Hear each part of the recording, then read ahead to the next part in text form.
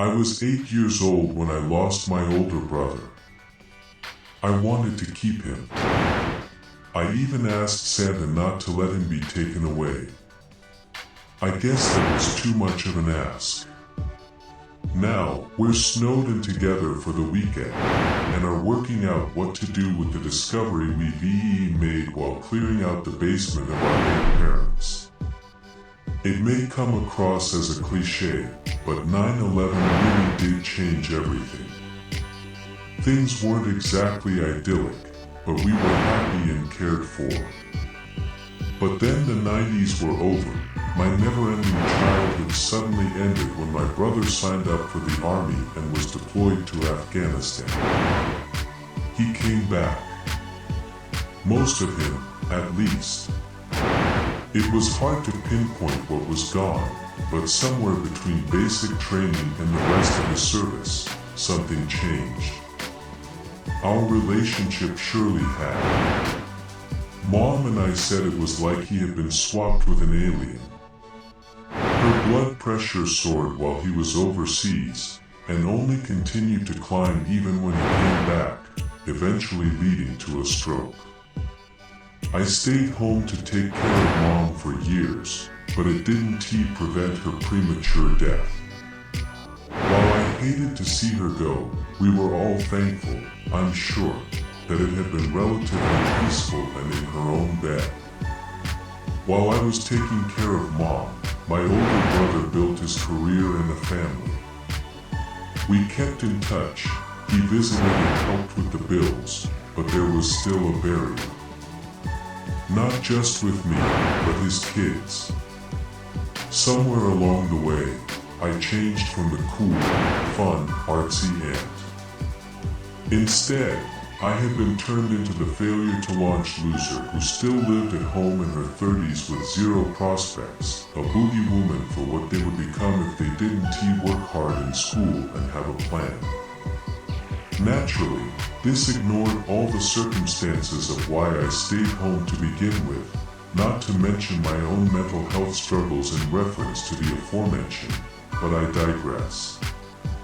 Dad's health experienced a pretty significant decline during this time, as well. He was struggling with retirement, and while he had always been a tinkerer and collector, the scrap metal he accumulated in the basement was beginning to look pathological. And when I say retirement, I mean a permanent, forced medical leave. Teaching the local history of South Jersey and folklore of the Pine Barrens hadn't just been a vocation, it was his calling. But something terrible had gripped his mind. As soon as Mom passed, he, too, needed round-the-clock care. Dad had no outlet as a teacher without his students except for Reddit, which was a godsend. For privacy's sake, I won't out his profile or the subreddit "Please don't dox me or us, thanks," but he was a top poster in a great but strict historical sub until being banned for his increasing inability to distinguish folklore from historical reality. It was the saddest I'd ever seen him, I think. When he lost his job or during Mom's decline and death, he kept a stoic front.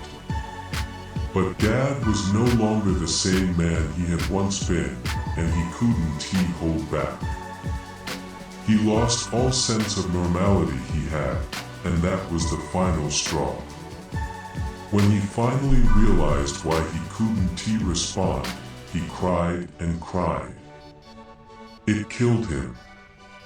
Thankfully, setting up a Reddit clone was easy enough, and I paid someone much smarter than me to build a bot that responded to his rambling with thank yous, follow-up questions, that sort of thing, to keep him engaged.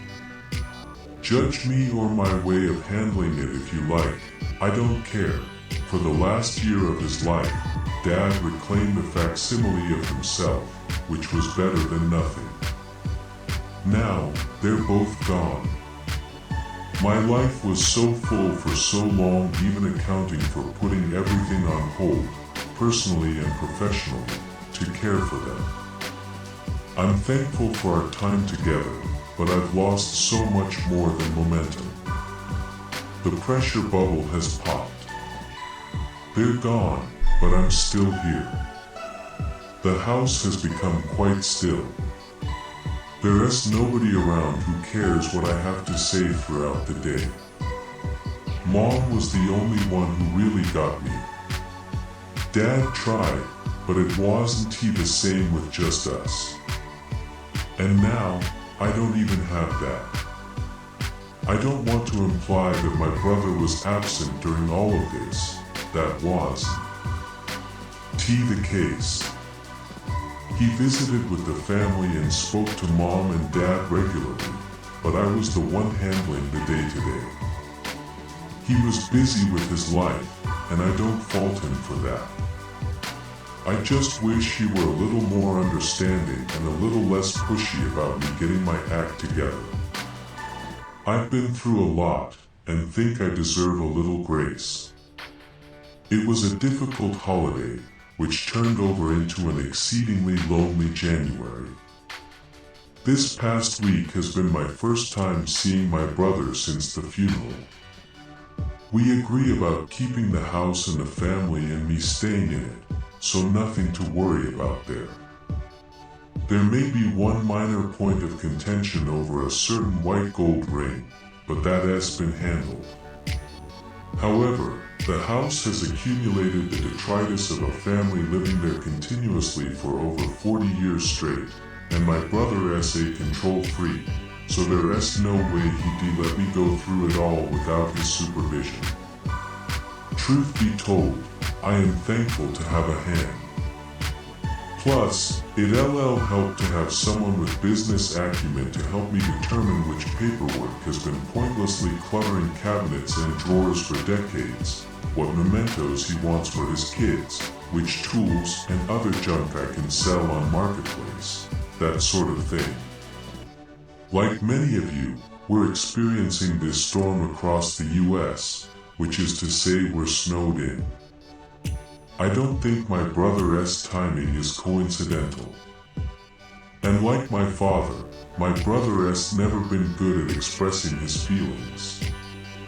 I think he sees this as an opportunity to force a painfully awkward attempt to reconnect and repair our relationship.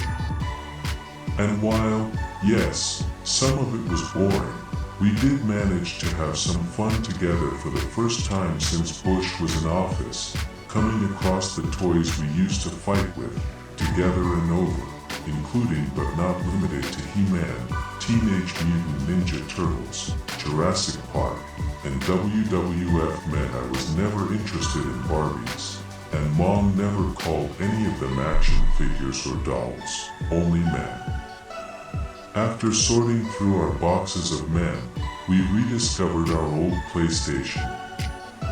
He initially dismissed it as non-functional when I sheepishly produced a missing bundle of wires from the bottom of a dusty china cabinet. I hid it when you stopped letting me hang out with you and your friends. I had so much fun that weekend they came over, and we all beat Spider-Man together. He smiled, and while it seemed whimsical, there was an underlying sentiment of regret. That was a good weekend. It started on Friday due to a snow day, right? It took us a few days, but we got through the upstairs and downstairs, and even managed to watch some old episodes of Mystery Science Theater 3000 together. That was nice. It started to feel a bit like old times. It had been frustrating, being treated like I still sat at the kids' Thanksgiving table of life. With the 8-year age gap, I was always treated like the baby of the family, and I was tired of it. But we were starting to work out a dynamic of how to interact as equals.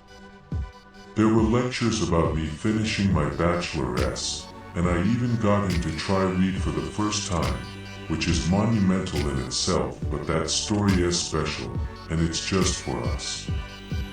Dr. Phil bullshit aside, things were going alright, and it was time to tackle the basement. Mom had Dad install a hook and eye at the top of the door when we were little, so we wouldn't open it and tumble down the basement steps.